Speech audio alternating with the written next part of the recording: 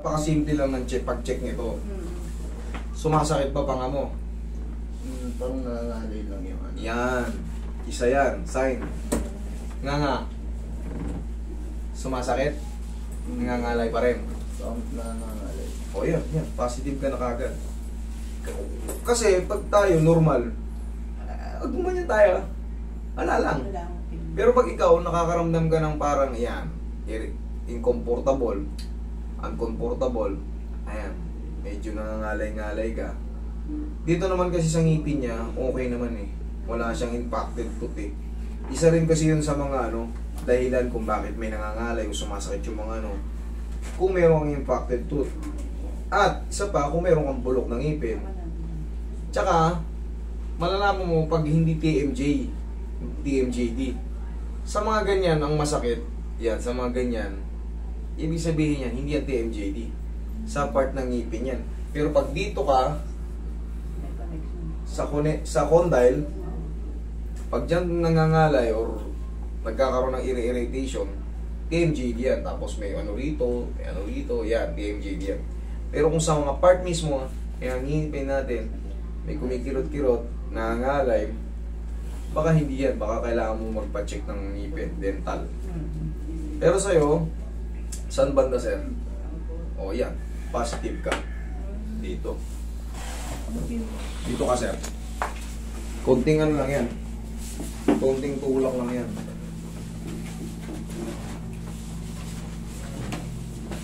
Sige nga.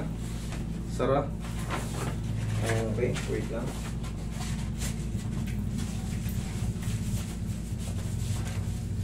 Okay nga. Dandan sarap. Sige nga ang diretso. Dandan sarap. Sarap. Yan. Yan ang the best dyan. Ma-adjust siya.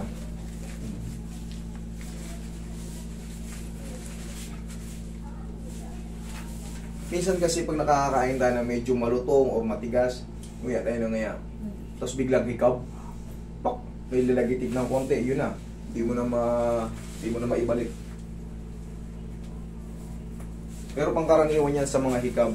Kaya tinuturuan ko kayo, pagka kayo nagkaroon ng TMJD problem, pag hikab tayo, ganito na. Kahit gaano kalaki ba sa ilubog nyo ng to. Kasi ang position ng condyle, hindi siya pwedeng mag-extend out. Kailangan palagi nakamalalim. Ito, yung joint natin sa jaw, papasok. Pag hinayaan nyo yan, maghikab kayo ng lalo yung puyat na puyat kayo, todo hikab kayo. Marami nang pumunta rito, nag-lock jaw. Nag-lock, napilit nilang isara. Ang problema nung pagkasara, pagilid, mga ilang araw, hindi naman nila mainganga. Kasi namamagana yung muscle sa jaw. Hindi naman ma-open. Dami na pumunta yun dito eh. Napapanood nyo yun? Ang dami na. Sobrang dami na. Eh, yung video natin yan, 12,000 mahigit na. Sabihin natin, 1,000 lang yung anihin muna natin yung 11,000. 1,000 lang yung may TMJD. Napakarami na rin. No? Tsaka may mga pumunta rin talaga hindi makasara. Kaya na, naglalak. Kasi nag-extend out yung condyle. Ang diskarte lang dito sa may mga ganitong problem. Ito sa kanya, mild pa lang to, maaaring lumista ng konti. Naramdaman mo yung kaninang tinulak ko. Kung kung na-dislocate kita, kung na-dislocate ko yung panga mo, in a few seconds, mag-swell na yung mo, mairita ka na. Ngayon pa lang, sasabihin mo sa akin kagad, master, lalo sumakit. Ibig sabihin, na-dislocate ko lang yung panga mo. Pero kung tama lang yung binalikan, wala kang mararamdaman. Iyon ang pagkakaiba ng adjustment sa dinislocate. Hindi na dislocate? Okay naman? O di okay. Okay.